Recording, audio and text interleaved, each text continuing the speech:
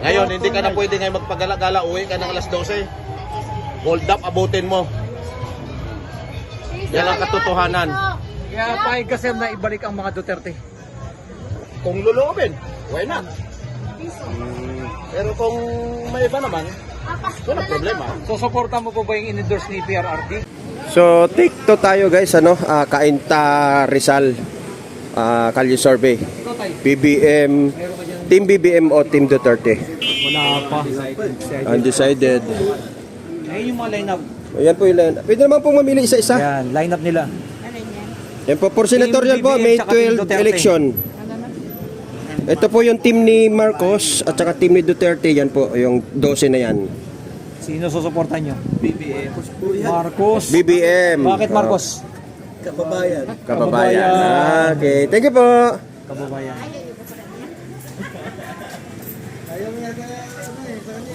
Ayan.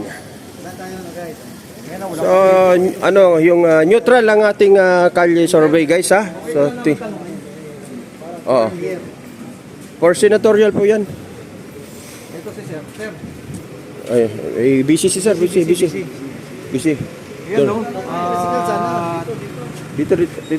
Ilang walang putol-putol na? Ako, take 2 na ito sa akin, take 2. Naka 15 na kasi yung isa.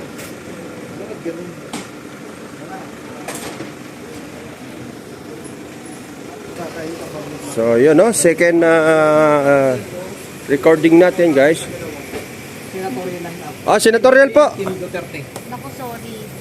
Wala si Ma'am. Undecided pa, no comment. Thank you po. Ang sarap ng showman. Undecided. No comment. Thank you po. Hello po. Welcome to my vlog. Senatorial po yan. Senatorial lineup. Yun lang. Yun. Nasa utak ko na lang yun. Secret. Kasi mahirap eh. Sige po. Thank you po. Sa utak na lang natin yung utak. Oo.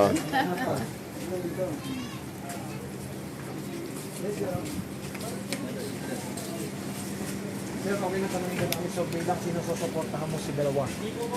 Team BBM, Team Duterte. Team Team BBM BBM o o Team Team Duterte?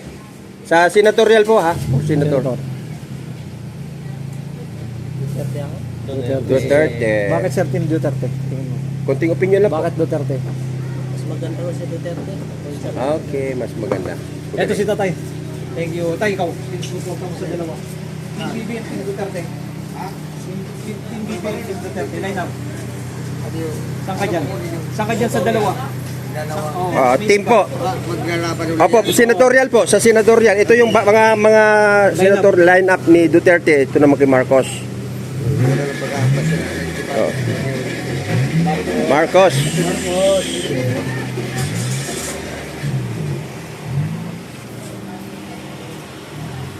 Okay.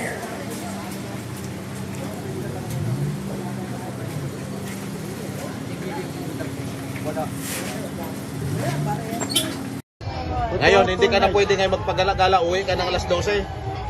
Hold up, abutin mo. Yan ang katotohanan. Kaya pahig ka sir na ibalik ang mga Duterte. Kung luluobin, why not? Pero kung may iba naman, wala problema. So suporta mo po ba yung in-endorse ni PRRD? Yung team po niya. Susuportahan ko. Pipiliin din natin, hindi naman lahat. Hindi naman lahat. Pipiliin niyo lang din po. Pipiliin din natin sino yung karapat-dapat. Tayo sa tanong, bakit si Duterte? Tulad ng sinasabi ko po, siya ay may bayag.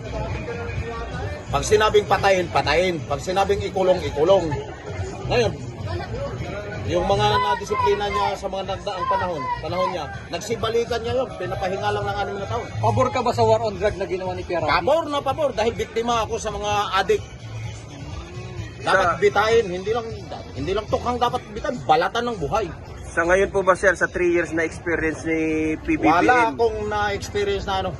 Na nakita po ba kayo ng paglaban niya sa war on drug? Wala. Yan ang katotohanan. Naglipa na ngayon sa pier. Punta kayo sa pier. Yung dating mga nagtatago, ngayon harap-harapang nagsasyabu. Sir, anong masabi mo yung ginagawa nilang impeachment kay VP Sara Duterte? Yan sa impeachment ay isang proseso ng batas natin yan. Oo. Bahala na sila mag-usap. Pero dapat, kung ang dahilan lang yung isang bagay na question nila para impeach yung DC natin, tulad ng sinasabi, gamitin natin termino ni Congressman Marcoleta, bakit hindi lahat ng mga ahensyang may intelligence fund, hindi bistigan from the office of the president hanggang sa office of the mayor, hanggang sa barangay captain? Para patas. Hindi masasabi natin may political ano tayo. Lahat. Isa lang masasabi ko. Parang ako, nagsisisi talaga ako. Bakit, sir? Binoto ko talaga. Hindi ako nagsisinungaling. Binoto ko yan. Binoto mo ba yung unit team nung araw, sir? Ay, sus ko po. Nakipag-away pa ako sa social media dyan. Pero kakaiba, walang binatbat sa tatay niya. So sa ngayon, sir, binabawi mo na? Wala.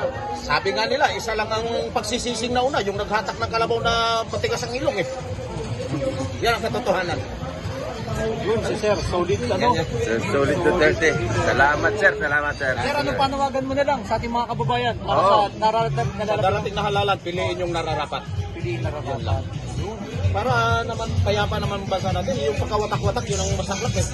Okay, pang kami dito. Ito, naghanap buhay kami rito. Pero ramdam na. Pag walang mamimili, walang kakainin. Walang bumibili dahil walang ganyan. Yan ang katotohanan. Kumusta yung yung benta, sir? Compare naman nung araw ni Duterte. Kakaiba. Huwag na natin yung ano mga administrasyon, pero unlike pagkatapos ng pandemic. Wala talaga. Thank you po. Thank you po. Ilan na po? Susuportahan niyo sa dalawa. Team Duterte o Team Marcos? Duterte. Bakit ma'am? Bakit Konting Duterte? opinion lang po. Bakit? Gusto ko mapusa yung mga adik-adik na yan sa kabatayan. Ayun. Okay. Thank you po. Para mawala yung mga adik tsaka Oo. Krimen ba? Mga krimen. Okay. Thank you po, ma'am. Tara na. Secret. Secret. So, Kainta Public Market tayo, guys. Ayan o. Kainta Public Market. Yan.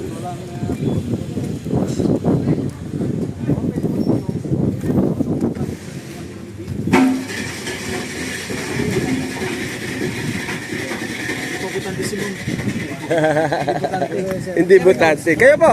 sinusuportahan niyo sa dalawa. Team Duterte, Team Marcos for senatorial. Suportahan ko.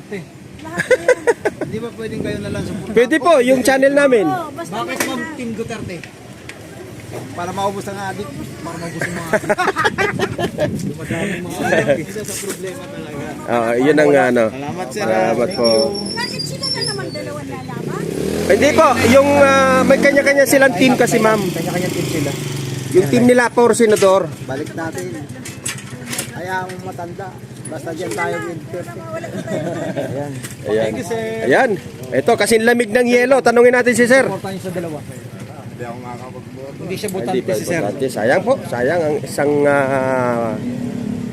yun. So yun guys, maraming salamat. Hanggang dito na lamang yung aking kalye survey dito sa may Kainta, Rizal. Kung sino po ang lumamang, kayo na po ang bumilang.